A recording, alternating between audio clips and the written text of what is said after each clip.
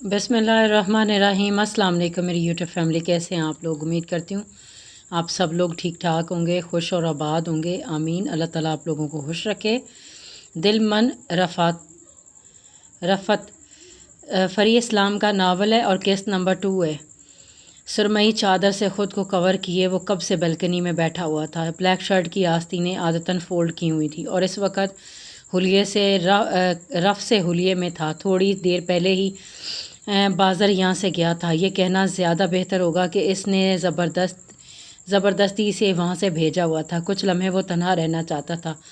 आसमान पर नज़रें टकाए वो ना जाने किसे खोज रहा था। बड़ी हुई शेव, बड़े हुए बाल, खुद से बेनियाज वो आसमान को तकने में मसरूफ़ था जब माहौल पर छाई वहशतनाक खामोशी को फ़ोन की आवाज़ ने तोड़ा था। सर्द नज़रों से मोबाइल को देखते इसने कॉल रिसीव करते हुए स्पीकर पर डाली थी। ताज कैसा है? पाकिस्तान पहुंच गया? एक लफ्ज़ी मबदू सा जवाब दिया था। तो हवेली में है क्या? सबसे मिला नहीं? वो ये बात करने के मूड में नहीं था। वो समझ गया था। ताज कुछ तो बोल, अगले हफ्ते उसकी बरसी है। आकिब वो बोला भी था तो क्या?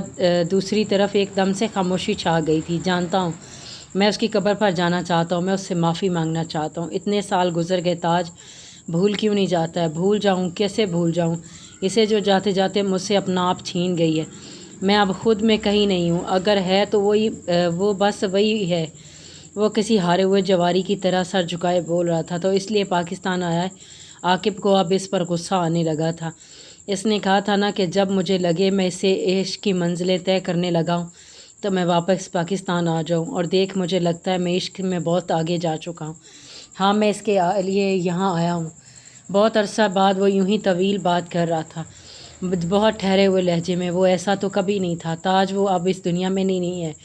क्यों ख़ुद को और इसे अजियत दे रहा है? आकिब की बात समझ में नहीं आ रहा था कि वो इस सरफिरे को कैसे समझाए। हाँ, वो सरफिरा ही तो था। जब मोहब्बत उसकी झोली में थी इसने दामन झटक दिया।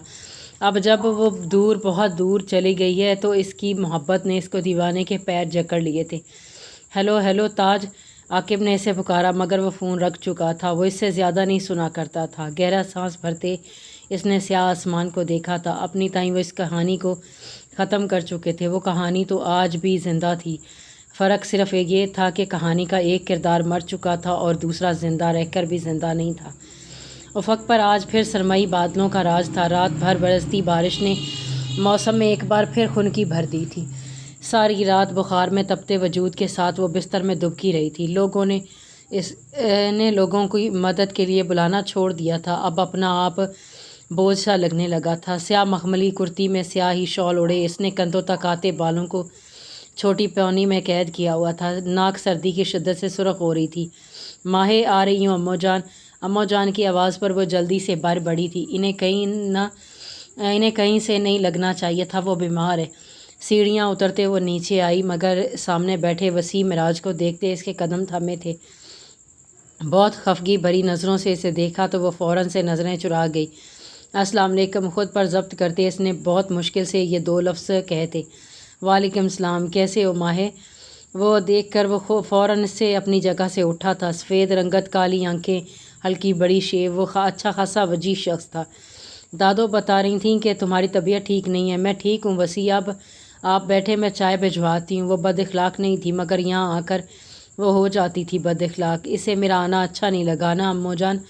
ऐसा नहीं है बच्चे, बस तबीयत की वजह से चिड़चिड़ी हो जाती है। पता तो है तुम्हें बचपन से कितनी ज़िद्दी रही है। डॉक्टर के जाने का बोला तो बस खफा हो गई। आप वजाहतें मत दिया करें, मैं जानता हूँ वो मुझसे खफा है। मुझे हमारी दोस्ती को गलत रंग नहीं देना चाहिए था। वो जैसे खुद से खफा हुआ था। अम्मो जान ने अफसोस से इस प्यारे से इंसान को देखा था जो बचपन से इन्हें अभान और माहे की तरह ही अजीज़ था। लो वसी मियाँ, ठंडे मौसम में कुछ गर्म पियो। चाय और ड्राई फ्रूट्स टेबल पर रखते अन्ना भी मोहब्बत से बोली थी। एक अरसे से एक दूसरे के पड़ोसी रहे थे। ताल्लुक़ इतना ही मजबूत था जितना सगे रिश्ते मजबूत होते हैं। मैं गाड़ी में वेट करूँ, आप माहे को बोल दें वो आ जाएं। वसी इसके बढ़ते कदम को अम्मो जी जान की आवाज़ ने रोका था। अम्मो जान, मैं समझता हूँ इसे, आप परेशान मत हो, मैं सब संभाल लूँगा। इनके दोनों हाथों थामते हुए इन्हें बेफिक्र कर गया था। वो गाड़ी में उसका इंतज़ार कर रहा था।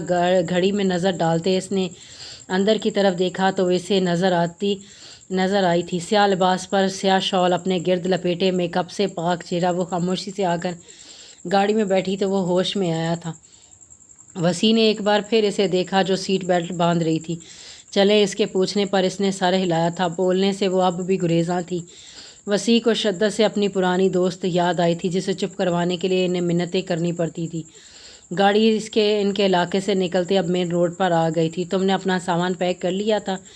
आगा जान कह रहे थे कि तुम इस बार मेरे साथ ही घर चलोगी। आंसा भी बहुत मिस कर रही है तुम्हें। गाड़ी में छाई खामोशी को तोड़ते वसी ने बात का आगाज़ किया। वो सर हिला गई। क्या हम कल चलें?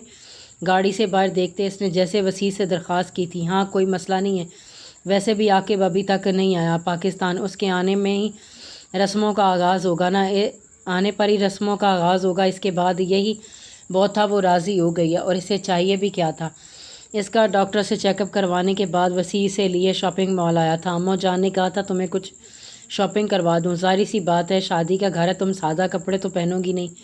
इसकी नज़रों में छुपे सवाल को देखते इसने खुद ही जवाब दिया था, जिस पर वो हौले से सर हिला गई थी और कम बोलने लगी थी। गाड़ी से निकलकर वो इसकी तरफ आया था और गाड़ी का दरवाज़ा खोल इसे बाहर आने के लिए कहा। अब इन दोनों का रुख शॉपिंग मॉल की तरफ था। मैं कहीं नहीं जा रहा हूँ बाज़र, मेरा दिमाग ख़राब मत करो।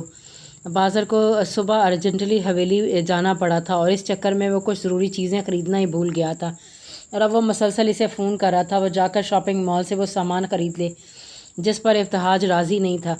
यार शादी है मेरी, एक तो पहले ही सारे काम मुझे ही करने पड़े हैं। क्या तुम मेरे लिए इतना से नहीं कर सकते हो? भाई देख, मैं जानता हूँ इस मकसद के लिए पाकिस्तान नहीं आया, ठीक है, सही है, लेकिन मेरी मजबूरी, अब मैं इतनी दूर आ गया हूँ। क्या अब मैं वापस आऊँ, फिर शॉपिंग करूँ, फिर वापस जाऊँ? बहुत से काम हैं जो मेरे ज़िम्मे हैं। तू भी नहीं आ रहा है यहाँ पर, इतने तो कर ही सकता है ना कि मेरे लिए आखिर को भाई हूँ मैं। वो अब इसे इमोशनल ब्लैकमेल कर रहा था। गहरा सांस लेते इब्तिहाज ने अपना माथा मसला था। फ़ोन रखते वो अपनी जैकेट उठाते बाहर की जाने बढ़ा था। कैब के ज़रिए वो शॉपिंग मॉल आया था। कैब को वेट करने का कहता वो अंदर बढ़ा था जब अचानक उसके दिल में दर्द से टीस सी उठी थी। दिल पर हाथ रखते इसने दूसरे हाथ से दीवार का सहारा लिया था। यह दर्द अब अक्सर ही इसे हो जाता था। वो गहरे सांस लेता, इसमें ख़ुद को पुरसकून करना चाहता, ख़ुद को रिलैक्स करते वो आगे बढ़ा था जब अचानक इसके कदम रुके थे। इसने कदम वापस लिए थे और इस वक्त एक लेडीज़ ड्रेसेस की शॉप के सामने खड़ा था। क्यों, वो खुद नहीं जान सका था। कुछ था जो इसे यहाँ लाया था। इसके बिल्कुल सामने कई हसीन रंग मौजूद थे जिन्हें देखकर इसे वो फिर से याद आई थी। मुट्ठियाँ बीचते इसने इसे यादों से छुटकारा हासिल करना चाहा, मगर ये मुमकिन नहीं कहाँ था। इसे वहाँ मज़ीद खड़ा नहीं हुआ गया था। ख़ुद को संभालते वो आगे बढ़ा था। तभी एक शॉप से माहे, गुल और वसी निकले थे। माहे ने गर्दन मोड़कर इस जगह को देखा था। इसे लगा वहाँ कोई है, मगर वहाँ कोई नहीं था। क्या हुआ, कुछ और लेना है? इसे रुके देकर वसी उसके पास वापस आया था। नहीं, कुछ नहीं, सर ने ना में हिलाते हुए वसी के साथ आगे बढ़ी, मगर दिल एकदम से खाली हो गया था। क्यों, वो समझ नहीं सकी थी। जबकि दूसरी तरफ वो सामान लेता शॉप से निकला था जब इसे लगा उसने किसी अपने को देखा है, मगर ये नामुमकिन था। इसे अब यहाँ आने पर पछतावा होने लगा था। अपने कमरे में आते वो बेड पर गिरने की अंदाज में लेटा था। सर बुरी तरह से दुख रहा था। ये माजी उसकी जान क्यों नहीं छोड़ता, या शायद वो इस माजी से जान छुड़वाना ही नहीं चाहता है।